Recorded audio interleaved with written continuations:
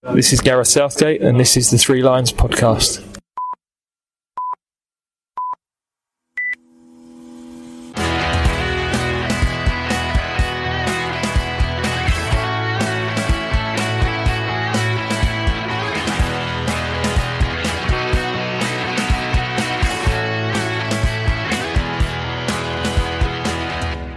Hello and welcome to the Three Lions podcast. My name is Russell Osborne and this is an independent England football supporters podcast. Once again, thank you very much for joining me. I'll keep this introduction brief as we'll get on to the content of this episode very soon. But it is the next instalment of our England Manager series. One I'm really enjoying doing. One where I learn so much. And I must say thank you very much to all the great authors that I've been fortunate enough to speak with. They're the ones that have put in all the hard work, the work into researching our national team managers. So my thanks to them. But before we find out who is next, I just want to quickly remind you that you can find the show on your social media channels. Just search Three Lions Podcast on Twitter, Facebook, Instagram, YouTube as well. It's all there. Please do spread the word. If you follow England and your friends do, tell them. And if this is your first listen, hello to you. Thank you for joining me. All previous episodes, well, they can be found at threelionspodcast.com or your chosen podcast provider. And there you'll find all the ones on the previous European Championships England have participated in. We've got a World Cup series on the go. Both of those you'll hear from England fans who have travelled the globe in hope of seeing England lift some silverware. There's previews, reviews, there's loads on there. And there's former England manager episodes there. Loads there. And if you like what you hear, please drop me a line via those social media channels. Would be great to hear from you. Okay, enough from me. Let's crack on.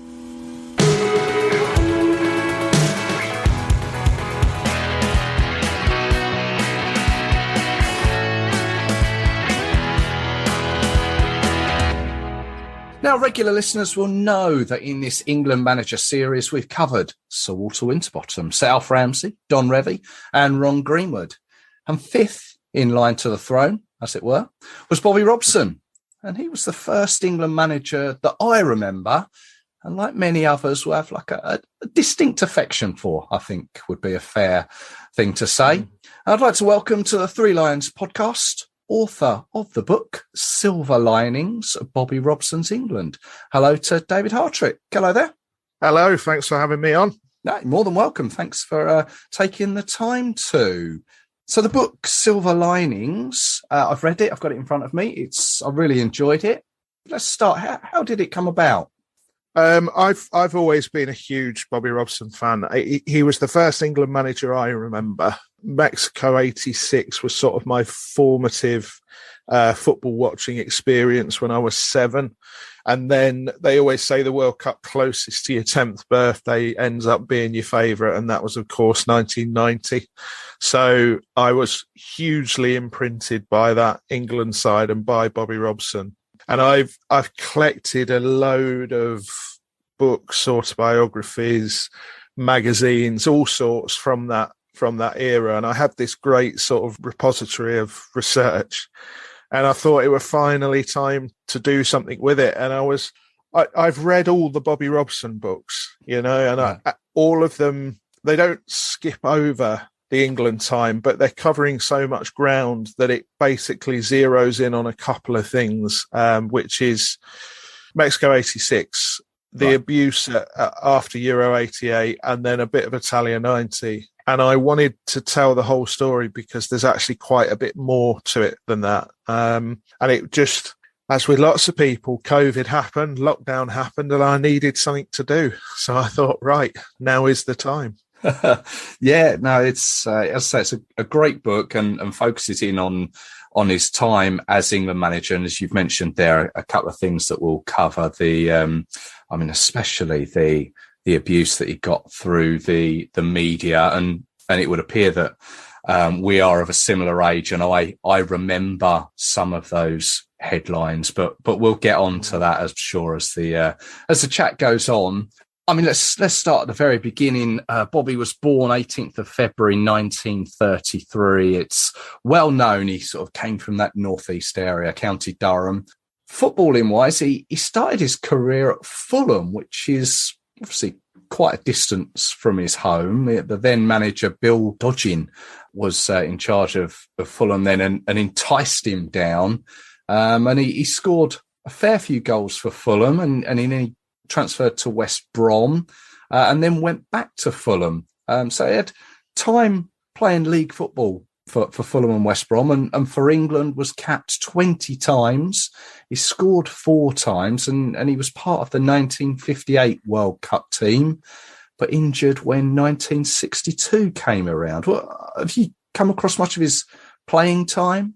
Yeah, he was I think he would admit himself he wasn't the most gifted player, but what he was he was a tremendous athlete by all accounts, and he was just a bit of a I hate to draw parallels with sort of modern players because the game was so different, but he was a bit of a Gary Neville in that he was, consistently a 6 or 7 out of 10 every week, rarely let anyone down.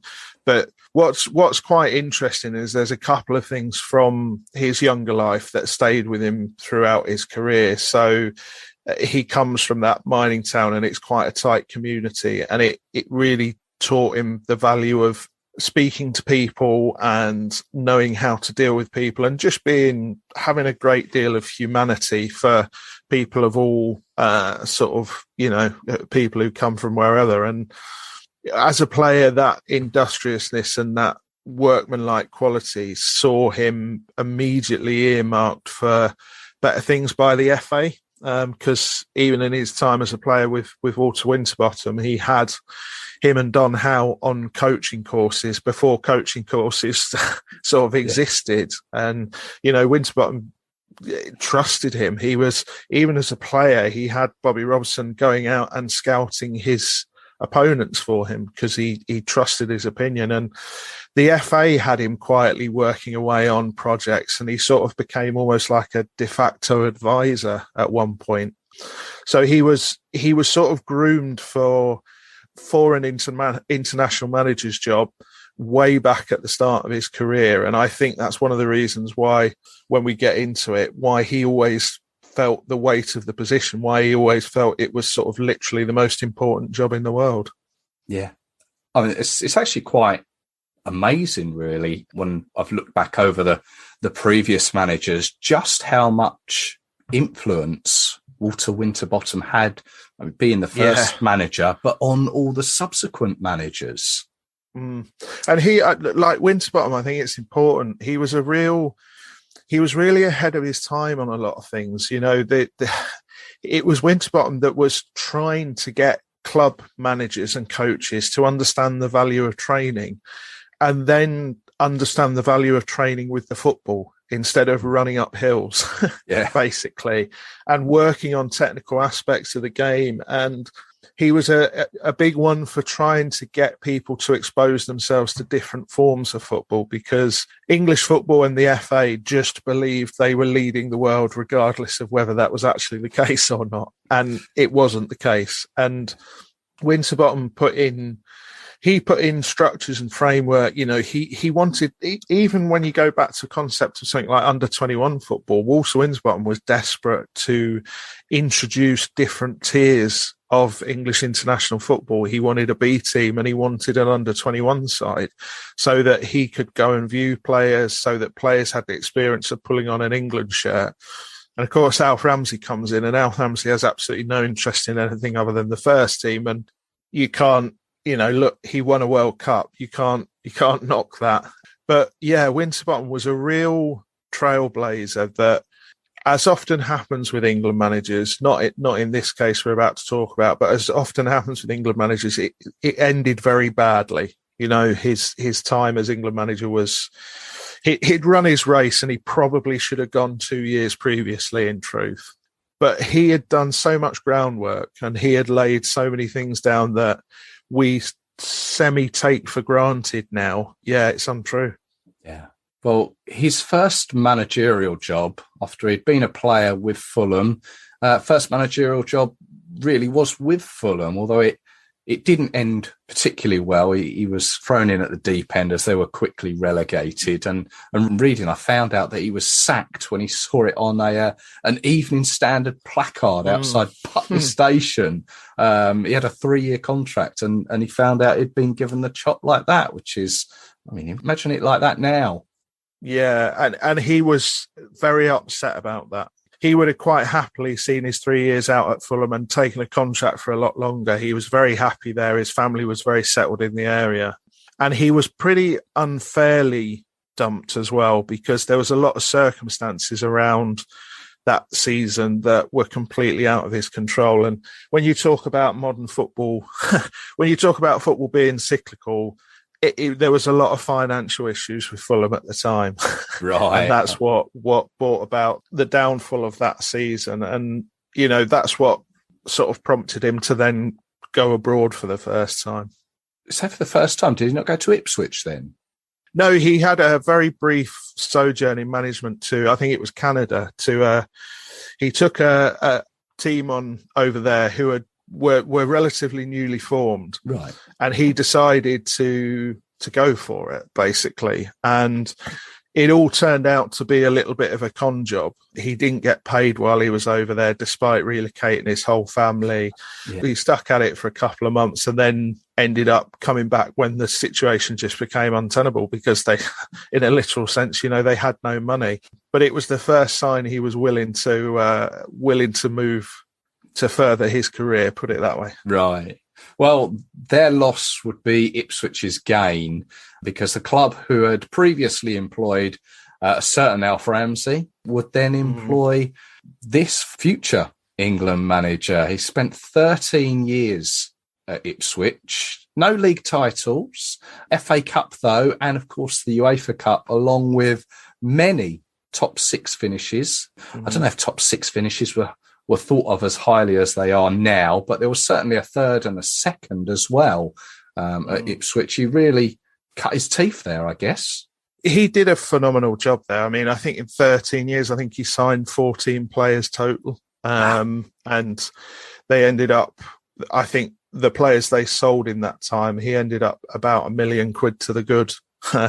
He just did an incredible job, and he had this spine of players that he brought through the likes of sort of, you know, Brazil, Walk and various others that all ended up playing sort of well over like 400 games for Ipswich, because he just kept going with them and he trusted them and he kept drawing more and more from them, and he'd supplement them with one player they needed each season or change something. And he did a phenomenal job, because he took them from a very sort of provincial second division club into not quite the top of English football, but I think you have to understand just quite how dominant Liverpool were and how good they were, to be frank. So to finish sort of third and second to them in consecutive seasons before he took the England job was quite phenomenal. And in that time, of course, as well, he became England B manager.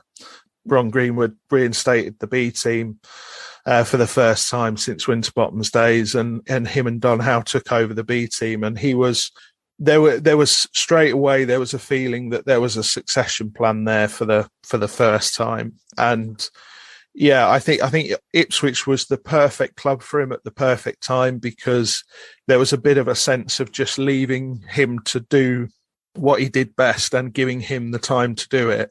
So it's look back at, you know, when you talk to Ipswich fans, and I do know a few and have talked to a few, it really is looked back as the sort of golden era for the club, and that the European trophy really was the sort of the crowning point of their history. You mentioned Don Howe there. I think we ought to mention him. Not just his right-hand man, but it was the start of a real long friendship between the pair as well. And he's sitting alongside Bobby on the front cover of the book, isn't he? Yeah, and I felt that was important, because they were a double act. At their very best, they were not just, you know, work colleagues. They were friends. They'd played together. As I said, they were both groomed for coaching roles together.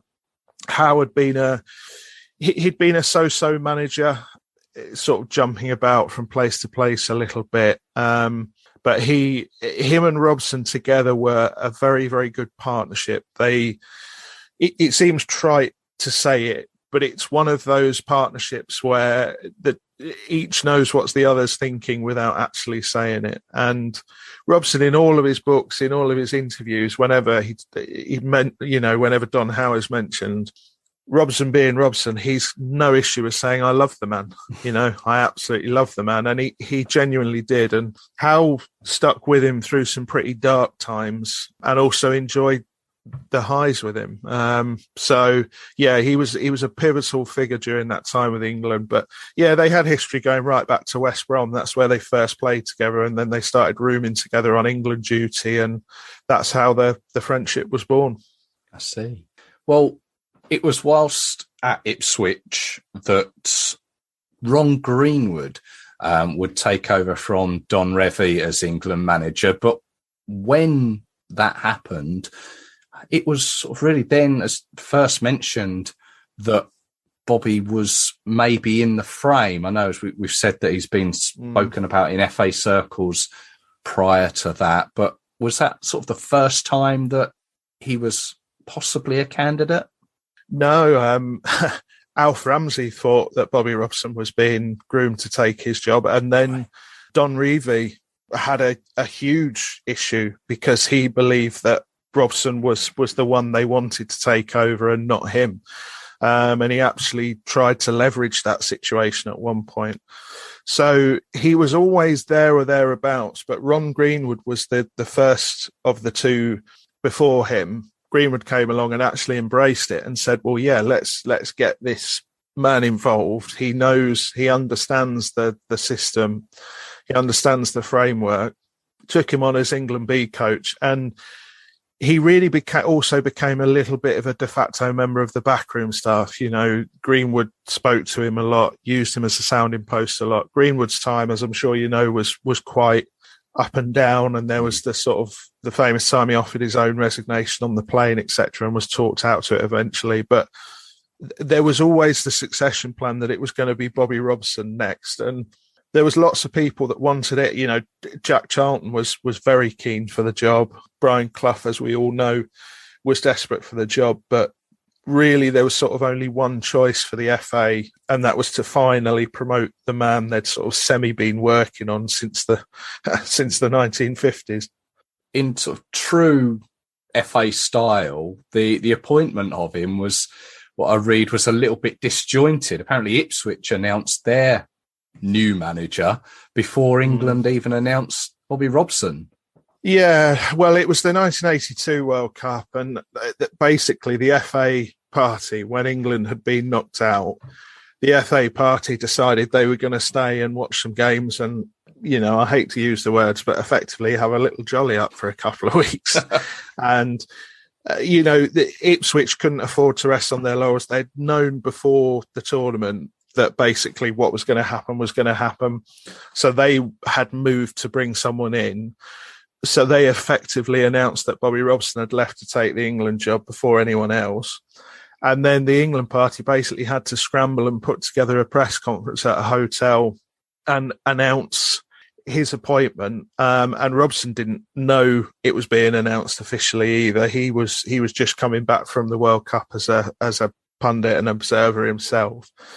So, yeah, all a little bit shambolic, but very FA at the time. But he took over in 82 at a point where Ron Greenwood was very much the right appointment because Ramsey had taken English football as far as he could. He couldn't find a way to bring the style and the flair in. And then Revie had taken over, and it'd just been, it had been terrible. They just... The FA and Don Revie were just not a match from start to finish, and he struggled without the environment he'd been able to create at Leeds United. He had far too much time to think.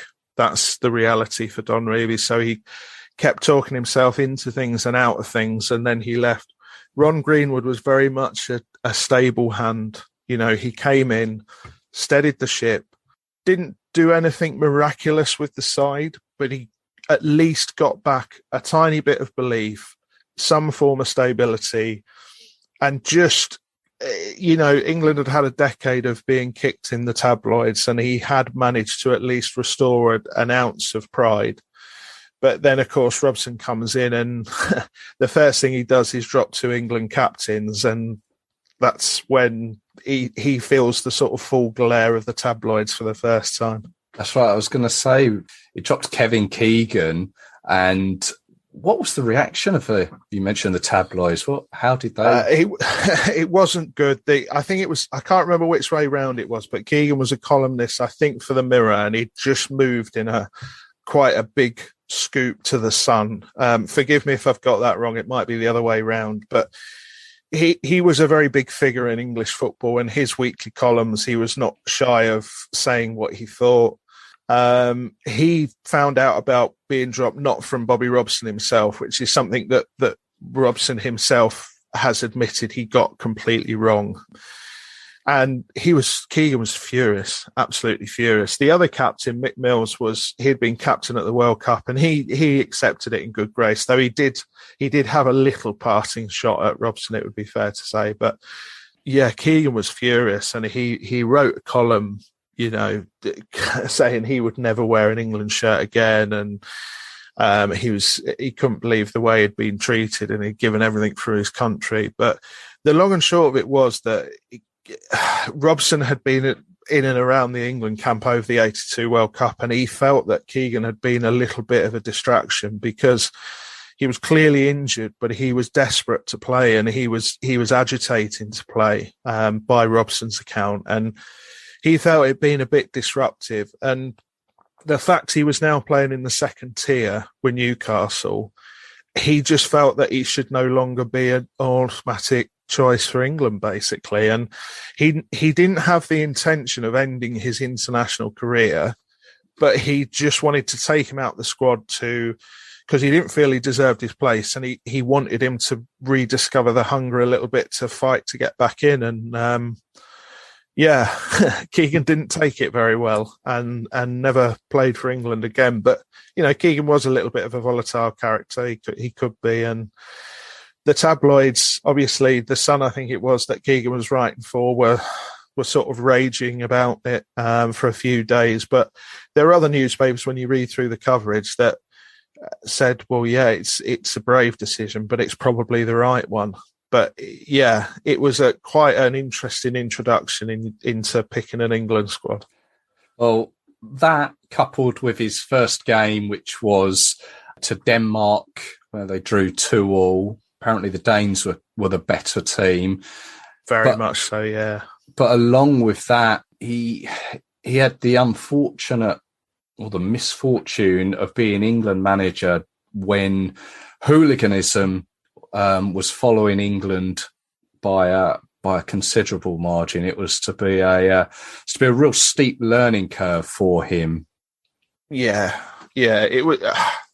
He spent a lot of his 8 years in charge of England apologising for the conduct of England fans. It would be fair to say it really hit its lowest ebb in 1988 at the Euros. But that first game in Denmark, the under-21 international, the night before the full international, England fans had been openly racist to their own team. They'd smashed up at the sort of town centre of Copenhagen. A load had been arrested. The game, it got even worse. There was fighting before, during and after. Riot police called in. It was pretty grim, but it was also pretty standard for the time. I think by the end of the decade, it was clear that England fans were being demonised, and that the tabloids knew that reporting on England violence, whether it had actually happened or not, was a surefire way to sell papers. And the tide was being turned. But yeah, the early 80s, they really were quite a grim time, and it was every game. It didn't matter who you played against. It was always a sort of tidal wave of violence. Yeah, it's unfortunate times. I mean, his first period as England manager was to try and qualify for the European Championships of 1984 that were held in France. England didn't make it, and I read that when they lost to was it Denmark? Yes, lost by a at goal Wembley. to nil. Yeah, and when we were pretty much out, he was quoted as saying it was his blackest day. He offered his resignation. The media were already onto him then, but the FA stood by him.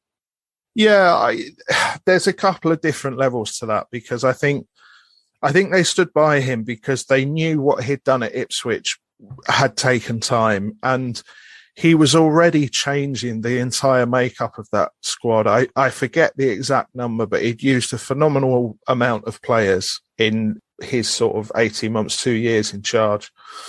And he was trying to do something different. So the sort of old guard, the England squad at 1982 World Cup, all the newspapers had christened it Dad's Army, right, because of the amount of players over 30 in there. So he was trying to bring through younger players. He was trying to change the way they were playing, trying to get a little bit more technical. And I think they just saw something in that. But also, and this can't be underestimated, they just didn't want the hassle. They didn't want the hassle of having to find another manager, because the pressure to bring Brian Clough in, who was the man they were desperate not to employ, they didn't want Clough in that role in any way, shape or form, because not only was he sort of volatile and difficult to deal with, he already had a running feud with a couple of people very high up in the FA. And it was just this sort of insatiable desire from the tabloids to push Clough at every opportunity. The home internationals of 83, the Sun were handing out Clough in, Robson out badges, which is just crazy when you think about it. The FA just didn't want that situation. They didn't want the hassle. So it was, we'll stick with Robson. We believe in what he's trying to do anyway. So, but he did offer his resignation. That was the first time he offered his resignation when they failed to qualify for Euro 84. And he really did take it hard, because he'd got the job he'd sort of been lined up for his entire life. The job he believed was the most important in football in the world. And he'd sort of failed what he considered failed at the first hurdle. But I think maybe without that failure, he wouldn't have gone on to what he did go on to. Yeah, true. All the media, the back pages of the tabloids then unfortunately seemed to creep into the terraces. There was a particular game, by all accounts, a friendly against the USSR, where a lot of the supporters there were heard to be calling for Robson out. And by all accounts, he was even spat at, which is horrendous. Yeah, they lost 3-0 on a very sunny Saturday afternoon at Wembley, and they played terribly.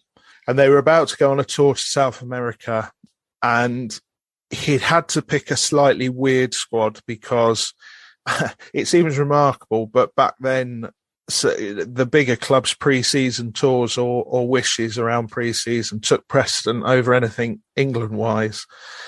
So he was without a couple of players. I've watched that USSR game a couple of times, and you can quite clearly hear the chants. You can quite clearly hear some pretty nasty racist stuff towards a couple of England players. And as he walks down the tunnel at half time, he gets in a lot of abuse. And at full time, the booing is like all consuming. There's beer being thrown. He's being spat at. But they go to South America on a tidal wave of headlines saying that, he's not good enough, he should go. And they beat Brazil 2-0 in their own backyard. And it's a result that, because of the aura around Brazil in 1984, and bear in mind, you've just had the golden generation of 82 that never won the World Cup. But I mean, what an amazing, incredible Brazil side that was. That basically buys him enough goodwill to keep him going to 1986. But also you have a pretty turbulent 1985 domestically, which again means the FA just really wouldn't want the hassle of having to deal with a New England manager either way anyway. So, yeah, I mean, with obviously the Brazil game, we're talking John Barnes's goal, but moving on to 85, one thing I did pick up on, was he hindered by the fact English clubs were banned from Europe. Obviously, it was the time of Liverpool and Heysel, and the players that he could pick for, the players that we could pick from, weren't having this European experience. Yeah, very much so. I think it's worth saying 1985 really is the nadir of English football, in my opinion. You've got the Heysel disaster, the Bradford fire, 14-year-old Birmingham fan died at a game against Leeds when a wall was pushed onto him. You had several other on-pitch incidents, fans coming onto the pitch and confronting players. You had the Luton Millwall riot. It really couldn't have got much worse. And 1985 was the start of trying to sort things out. It would get a little bit worse before it would get better. But what it was the start of is eliminating things like the National Front openly, effectively recruiting at football games and recruiting football hooliganisms and funding trips to watch England abroad and the like. That's to be eliminated. And the European ban was kind of inevitable because our own government's opinion of football was that it was essentially, I think if the Conservative government could have shut football down at that point, I genuinely think they would have done. There was a huge disconnect between the government and football fans who believed that every football fan was what they read they were on the front page of The Sun and The Mirror. And the European ban was inevitable, was needed, but Robson was, he was very encouraging to the players that took the plunge and decided to move abroad. He stayed in touch with them all the time. He was constantly reassuring them that it wasn't going to affect their chances of playing for England, because there are other nations in Europe, like Germany, who if you didn't play in their league, you wouldn't play in the national side. And he never adopted that view. And he was acutely aware of what he felt was a sort of gap in their knowledge. And he put a lot more stock in friendlies and put a lot more weight and a lot more importance on certain friendlies because he was constantly trying to expose players to different types of football and different ways of playing football now that the European avenue was shut off to them. So, yeah, he had to, there was nothing he could do about it. And it was a hindrance, but he probably dealt with it in the only way he could, really. Yeah. Well, 1985 fortunately passed. 1986 came around and England had qualified for the Mexico World Cup.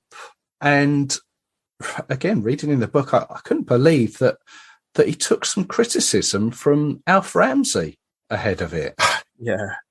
Yeah. Alf Ramsey had a real issue with Bobby Robson. And I think it goes back to, this is pure conjecture on my part, but I think it goes back to, I think Alf Ramsey felt that Bobby Robson was potentially being lined up to replace him at the end. Alf Ramsey was quite a belligerent bloke. When he knew he was going to be sacked, he demanded a new contract from the FA at double the money he was on. He had a real issue with Bobby Robson, and Robson was never too sure why, because at one point, Robson idolised Ramsey. But yeah, through newspapers and also through some of Robson's contacts, Ramsey had effectively slagged him off, and it was tough for Robson to take. It was effectively one of his heroes, having a go at him, and Ramsey was quite unrepentant, but Robson didn't hold a grudge. There's the story of they were at a PFA do, and they used to live near each other. Robson still had his home in Ipswich, and Bobby Robson said, I'll drive you home, Al, so you don't have to get on the train. And Ramsey outright refused and said, no, I'm not going in a car with you. So yeah, it was a difficult relationship, but only one way, and it did hurt Robson. But he was at a point then where he was using criticism as fuel, I think it would be fair to say, because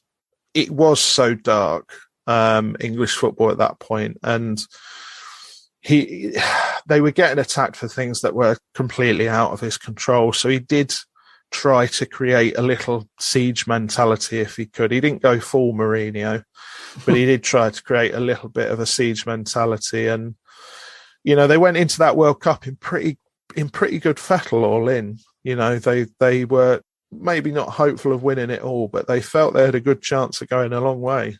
It didn't start particularly well, as we all know how it sort of panned out and how it ended. I don't ever remember seeing any. Clearly, he would have been frustrated at the way that the Argentina game ended, but I don't ever remember him being really sort of aggravated on camera or anything in the way that it ended. He gave a press conference that was filmed the day after the game, and, you know, quite famously, he calls him a cheat and says, you know, he cheated. And he's clearly agitated, but yeah, he didn't bear a grudge. He wasn't one to, once he'd said his piece, once he'd done his bit, he was, pretty much ready to move on, you know, and I think that sense of injustice as to how we went out of that World Cup, the narrative arc of that World Cup was they started very badly because of they got their planning and preparation wrong, but then they got themselves back right. Terry, I talk about it in the book, but Terry Fenwick claims he was the one that stood up in a team meeting. I think that is pretty much in Terry Fenwick's head from reading other accounts of that. And also, Robson, by all accounts, was the master at getting players to say things he wanted them to say without them knowing he was doing it. The way they went out of that World Cup after playing pretty well against a very decent Argentina side, but having a couple of brilliant games before that, it did buy him a lot of time. It bought him a lot of respect, and that sense of injustice basically gave the newspapers at the time a different enemy, someone else to focus on, and that, I wouldn't say bought him time because he was never under danger anyway, but it put the spotlight somewhere else, and he said what he said at that press conference, but then he just moved on and just started planning again for the, you know, qualifying for the Euros in 1988. And he was good at that. You know, it was always about the next task. He would never focus too long on the one thing. There was always something else you should be planning for. Well, it seemed like that qualification period and 1987, he was given a fair crack of the whip because of the results on the pitch. There was a win against Spain. There was a draw against Brazil. There was a win against Yugoslavia, which secured qualification to 88. And 88 is pretty much my, as I've said before on previous podcasts, my first real proper memories of England at an international tournament. And it just nosedived that particular tournament, didn't it, in Germany? Yeah, I think Robson would be the first to admit himself that there was things he got wrong. I think you look at the squad he took, and a lot of his key men were struggling. You know, he didn't realise Gary Lineker was ill at the time. Beardsley and Barnes, who had been such an important part of that rise in 1987. You know, that win over Yugoslavia, when you read back through various autobiographies, and Robson himself said it was their best ever England performance. You know, Terry Butcher says it was his best ever game, you know, favourite ever game. They came into Euro 88, and like Barnes and Beardsley had just come off the most epic season with Liverpool. And I think, I can't remember which one, but one of them had only missed about 33 minutes of football across all the competitions Liverpool had played in. The other had only been subbed off, I think, 3 times over the season. And they were shattered. You know, that's the long and short of it. They were shattered. Chris Waddle had a hernia, which his recovery period had been appalling. Basically, he'd, you know, spent quite a bit of time in the pub and a lot of time not taking it particularly seriously. He wasn't fit. And there were other factors, you know, losing Terry Butcher, who was such a massive personality in the squad and had a huge role in the side. He broke his leg playing for Rangers. They thought he was going to be back in good time, but they realised they'd misdiagnosed the first break and he had another fracture that needed treating, so he couldn't play. It was just a very, very difficult time, really. And you had players like Glenn Hoddle who were not a very good fit for what Robson was trying to do with the England team at that point, and just all went horrifically wrong. And you couple that with what the England fans did in Germany, which was basically run riot for 10 days, destroying cities, trains, restaurants, pubs, buses, everything else as they went. It was just another real low ebb for England. And the newspapers didn't hold up. Not only did they attack Robson from the football side, but they went personal as well. They started to dig up on maybe an extramarital affair that Robson said, although I'm guessing that the papers elaborated on the truth quite a bit just to get the boot in a little bit more. It got really personal. There was a infamous friendly in Saudi Arabia where nobody particularly wanted to go. Every club manager who could had withdrawn their players. Brian Clough had vocally withdrawn his players and said there was nothing wrong with them. He just didn't want them to go. The friendly had been called because the FA had been offered an amount of money that they couldn't turn down. It was a horrible game in terrible conditions on an awful pitch. England drew 1-1. And the abuse after that game was something else, reading back through it. With the Daily Star running a 4-page special, Robson out special, the Mirror getting comedians to write pages of Bobby Robson jokes, and having various of the great good in football saying he had to go. All of them pushing a sort of pro Brian Clough agenda, believing he was the man that should sort it out. And the stuff around the affair came out afterwards because they were digging through and they found, Bobby Robson was a human being and he was flawed. And at no point in the book do we sort of look at him as anything other than a human being. It's not a hagiography. But they took the sort of brief extramarital affair and they turned it into something that it wasn't, as you can imagine. And then they dug up another story from a woman that was basically a complete fabrication, that he'd had another affair with this woman, wife of a farmer, that they would then dig up again just before they went away in 1990. And again, these are just sort of fabrications. They're just lies. And the long and short of it was it all came from the same place. They couldn't get him. The papers at the time, sort of the tabloid circulation war, they prided themselves on making and breaking careers. They could get rid of politicians when they wanted to. They could, if a celebrity or a star annoyed them, they would suddenly become embroiled in one scandal or another. But they couldn't get Robson because the FA dug their heels in. Again, the only other realistic candidate was Howard Kendall, who didn't want the job and who had publicly stated he didn't want the job. Ron Atkinson, who the FA didn't particularly want in any way, shape or form. And Brian Clough, who they were frightened to death of at that point. And it really was, it was not a case of, again, Robson had offered his resignation after 88, but it wasn't so much as a sort of, it wasn't a vote of confidence as a please just carry on because we really don't want the hassle of sorting everything out. And, true to his word, he kept going and he just ploughed through regardless. But it was an incredibly tough time.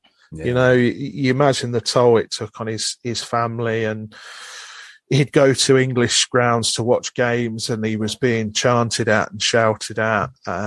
It was very, very difficult for him to live a life during that period. Horrible situation to be in. Wouldn't wish that on anyone. But on the pitch going towards 1990, wins against Brazil and Czechoslovakia put the team in a good place, and sort of Czechoslovakia came with it a certain Paul Gascoigne who would have a great rapport with Bobby.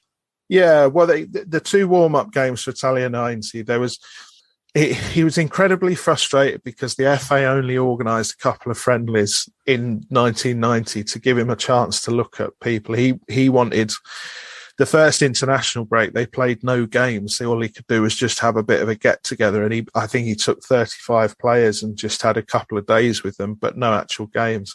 The first friendly was an audition for David Platt more than anything, and he passed with flying colours.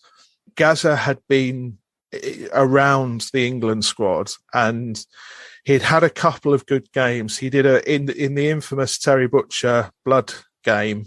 Gazza came on and actually played a very disciplined role in midfield that day and did what he was told. But one of the reasons he did what he's told, because the Albania game, which a lot of people remember, where he comes on a sub with 25 minutes to go, and Robson tells him he wants to play him on the right of midfield and just shore it up. And the first thing he does is jog over to the left-hand side. Then he plays as a striker as a bit, and then he plays as a central midfielder for a bit.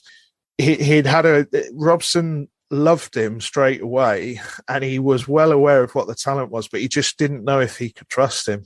You know, in the glare of a World Cup and all it brings, he wanted to see if he could go out with a tactical role and do it. And that Czechoslovakia game, Gazza was incredible. You know, he was absolutely ran the game from midfield and just gave Robson absolutely no chance that he couldn't take him. The thing is, the press had been on Gazza since the start of the year. He was the big young thing in English football, and he'd broke his arm earlier in the year, and he'd had a spell out. Match of the Day were basically just following him around the country when they were picking their featured game. So there was this real groundswell anyway. And I think Robson would have took him regardless. But I think the difference with the Czechoslovakia game is what convinced him to start him and to trust him a bit more. Yeah.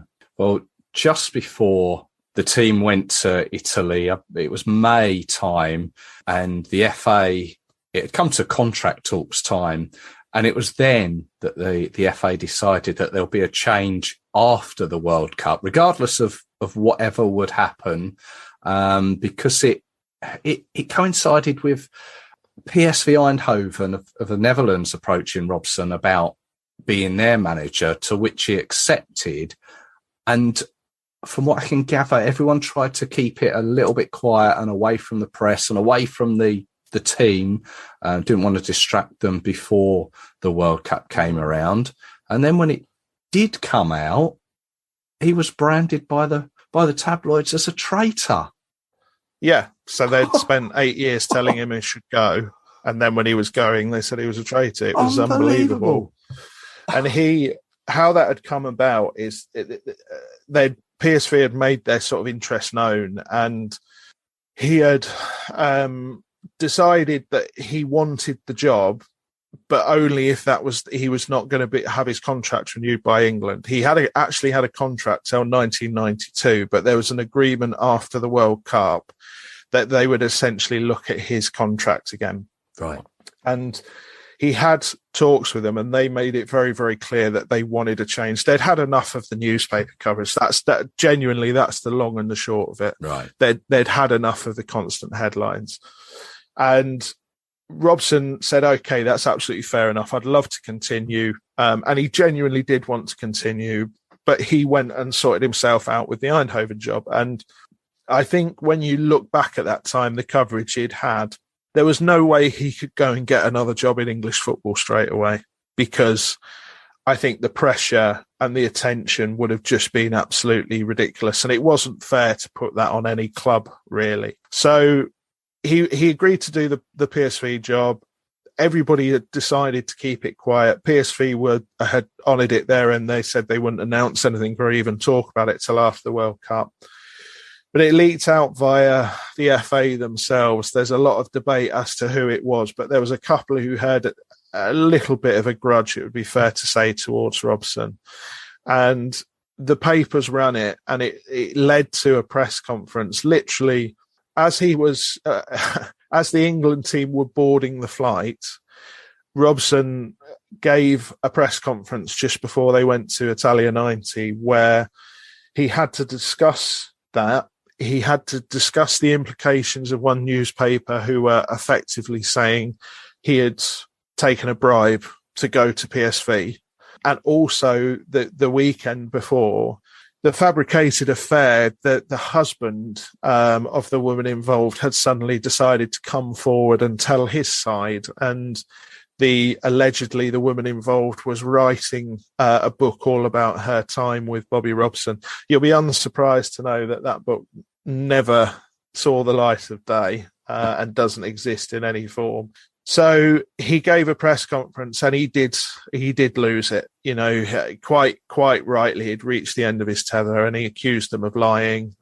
Graham Kelly reads a prepared statement and Robson stands up. There's just a real feeling of aggression throughout and he'd just had enough. And they'd done everything they could to keep the PSV job quiet. And I believe he was going to tell the players when they got to Italy. So it wasn't like he was going to try and keep it quiet for the whole of the World Cup. Right.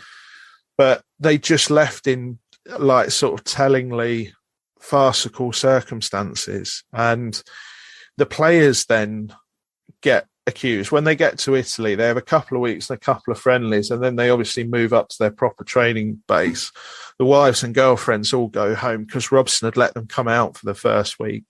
And then the hostess story emerges where this hostess is allegedly sacked from the hotel for dancing and looking after the England players, and no one is ever named.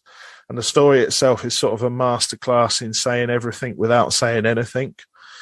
And the next day, the headline goes up, and the next day, all the players have to get these calls from their wives and girlfriends, you know, where they're being accused of all sorts. And they finally had a little bit of a taste of the pressure that Robson was under, because he was very good at shielding them from it. He was very good at taking it all across his own back. And that is when they started refusing to speak to the written press, and they created their own little siege. And that, you know, Robson became very much part of that. And ultimately that helped them through the tournament. I was going to say, was that the players getting through that tournament, because obviously it started with a 1-1 draw against Ireland. There was the 0-0 against Holland, and then we scraped through with a 1-0 victory over Egypt to then take us through to the knockouts.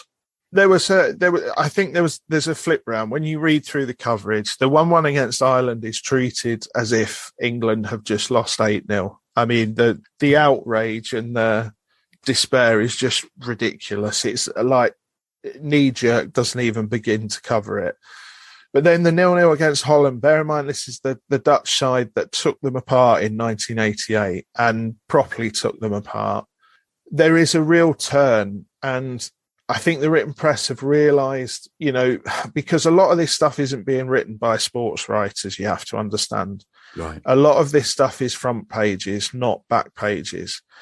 So the sports writers then realise they've got to be slightly more realistic with a lot of the stuff that's being said, because they're in a very real way, they're being denied access, and there's a little bit of sort of chickens coming home to roost about it. And England played really well in that 0-0. And the final game, then they just had to get through it. You know, it was genuinely one where there was sort of near universal agreement that the performance didn't particularly matter. They just had to win, and they found a way to win. And it was as they got into the knockouts that it was the nature of how they won those games really that started to endear people to the team again and to Robson again, because, you know, last minute winners, 3-2 wins over, you know, one of the most popular teams in the tournament. And then that magnificent semi-final where they, like, everybody gave every last drop of what they had, really, you know, let him go on a high and let people actually understand and realise the good work that had actually gone into getting England to that point. That's right. So the Germany game would end on penalties, as we all know, but there was one more there where they played Italy in the fourth place game. The team would then come back to Luton and parade through the streets of Luton, but but Bobby wasn't there to sort of No. receive that adulation, really. No, he was still working for the BBC. He was going to the World Cup final, and he, like in a couple of interviews and speaking to a couple of people, in sort of very typical Bobby Robson fashion, there was no sort of resentment that he didn't get to lap that up. He was just so glad that others did. And Gary Lineker wasn't there either. Gary Lineker was with him because they stayed to collect the Fair Play Award at the actual final. But there was, the Daily Mirror printed a load of headlines saying, thank you for everything to the England team. He was given almost overnight a complete revision, and he was suddenly leaving as a hero. It was quite remarkable, the 360. It was the newspapers had taken the temperature of the general public, and they knew they couldn't carry on as they had been. And the thing about them coming home to Luton is, if you read papers at the time, they sort of put the crowd conservatively at like maybe 250,000, and then a day later it's 500,000, and then you see, like, if you speak to anyone who was there, or you people looking back at it, or you look at the photos, and it's clear that, I mean, I don't know what the number was, but it was just an incredible amount of people, and an incredible outpouring of love, really, for this team. And yeah, it was, as a writer, it was a bit of a joy, really, because you have almost a complete narrative arc of somebody coming in difficult circumstances, struggling, a huge injustice in 1986, a real failure in 1988, and yet somehow leaving as this hero. It was an absolute gift in that sense. Absolutely. In 8 years in charge of the national team, he played 95, won 47, drew 30, and lost 18. And we mentioned that PSV was to be his next destination, and he stayed in Europe for a little while, where, just to run through some of his achievements there, whilst he was at PSV, he won 2 league titles.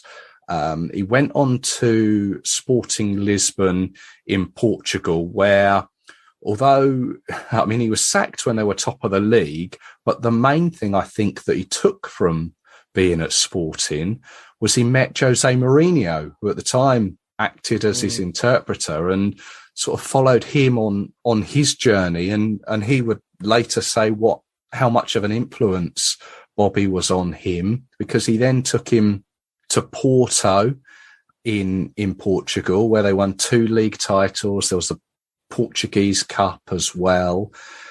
And then he moved to Spain, where he famously became manager of Barcelona. Now, something we didn't really mention earlier on, but he'd actually been maybe approached by Barcelona back in his early time as England.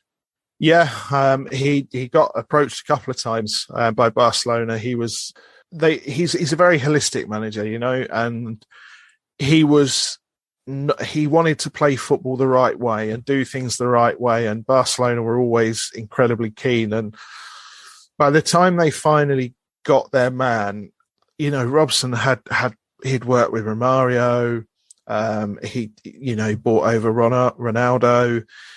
He had become this, everywhere he'd been a success, and B, the players had just absolutely adored him. And Jose Mourinho always says that, like, Robson taught him the value of having a different approach for different players and various other things, and he still calls him boss.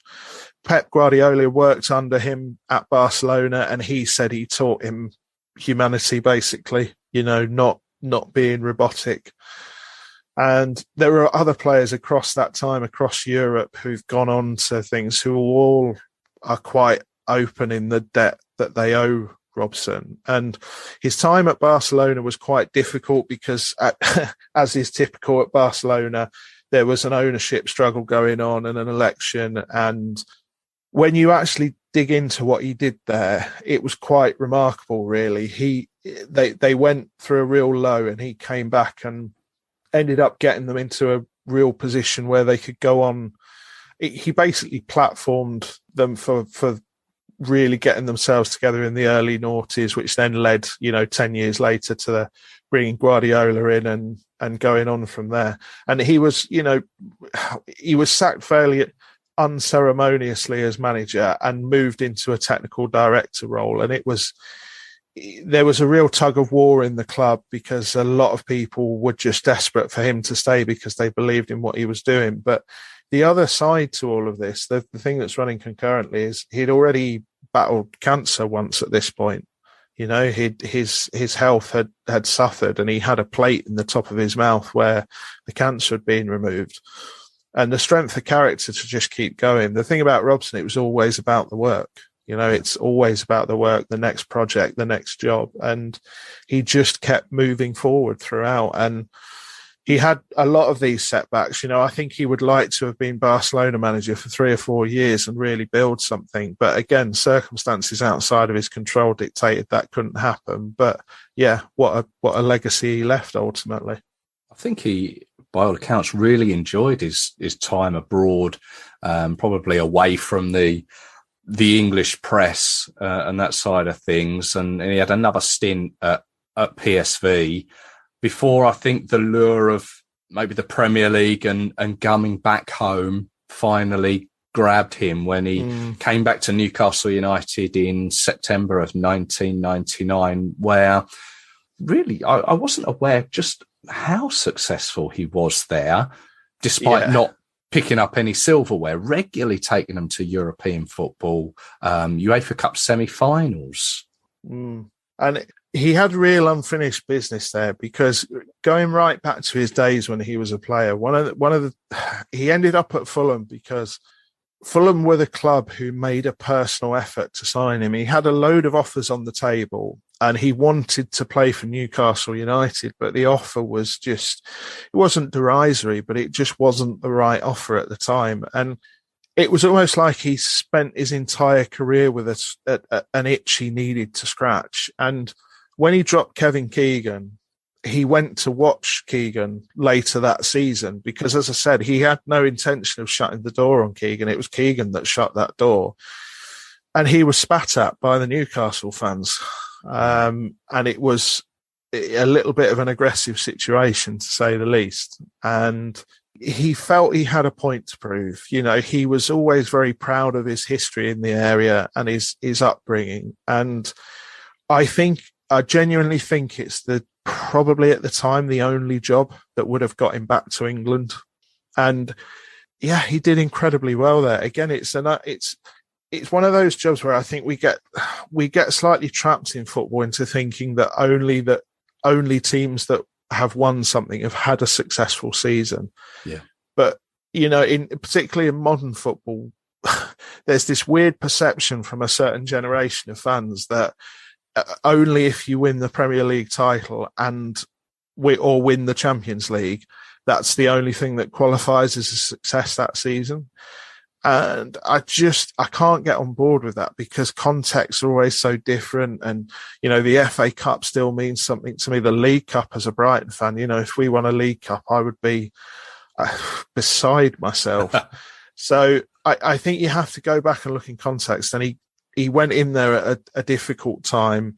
He got the squad right. And again, he did what he does. He got a group of players who would run through brick walls for him. And he supplemented it with a little bit of flair and a lot of tactical nous. And yeah, he may not have hit the sort of Keegan-esque heights of being in a 2-horse race for the title, but he turned them into a competent, successful, well-run club that everybody was extremely happy and proud to play for. And that's not to be underestimated either. Yeah. Well, away from the football or away from the sidelines of a football pitch. He starred in some adverts. He was in a Yellow Pages advert with Graham Taylor, Terry Venables, and some will remember the Carlsberg's best pub team advert.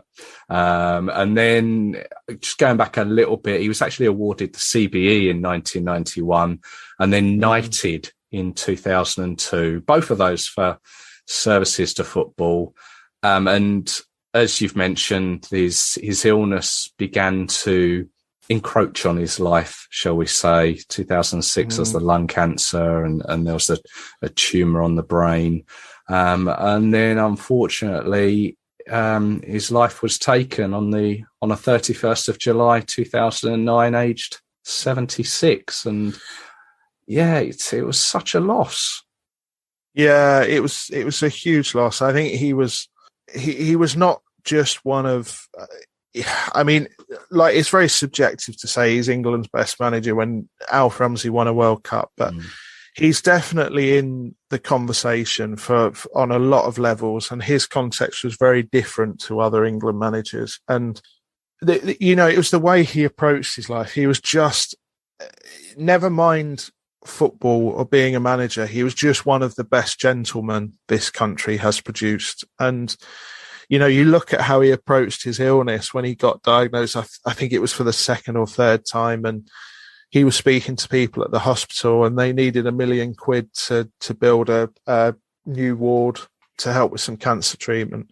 And he had it raised in, I think it was about 4 months. Wow. And he set up the Bobby Robson Foundation, which is, an incredibly successful vehicle for fundraising and cancer treatment now. And it's a cause that's very dear to my own heart. I did a book through my own publishing company with my friend Dan Story, and we managed to raise them 36 grand.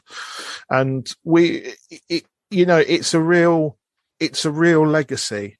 It's not, you think about all the things we've talked about and all the things he's gone through, the dark days, the press coverage, and he is still one of the faces on the Mount Rushmore of English football. Probably the first one you put on there.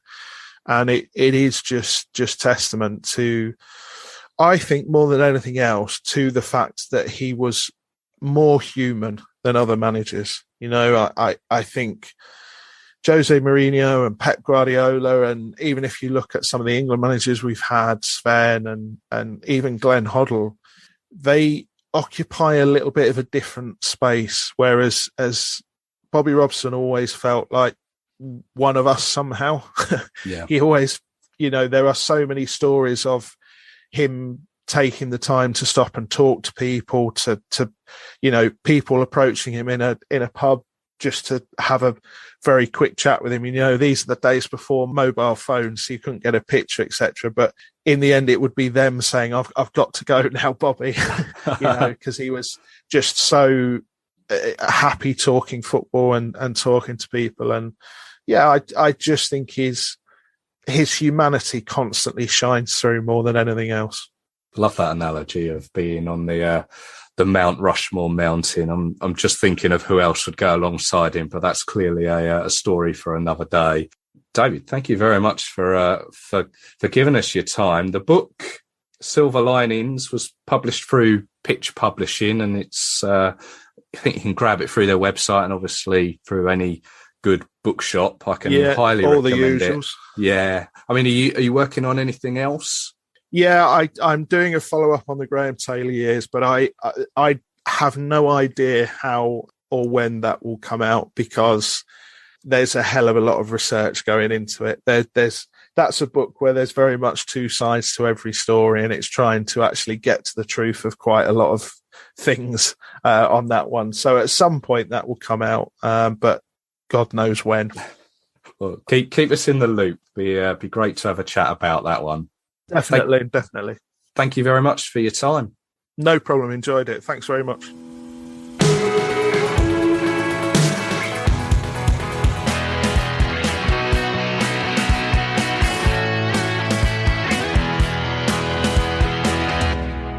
My many thanks go to David Hartrick there. His book is called Silver Linings, Bobby Robson's England. And the book is published through Pitch Publishing, and it's available in all good book outlets. And you can follow David on Twitter at David Hartrick. Thanks again for listening. As I said at the beginning of the show, well, it's on all the socials. Go give it a find, a like, a follow, all that sort of thing. Say hello. Great to hear from you. I'll be back with you very soon with some more England content, and I am already putting in the hard yards for the next in line for this England Manager series. So until then, take care of yourselves. Cheers.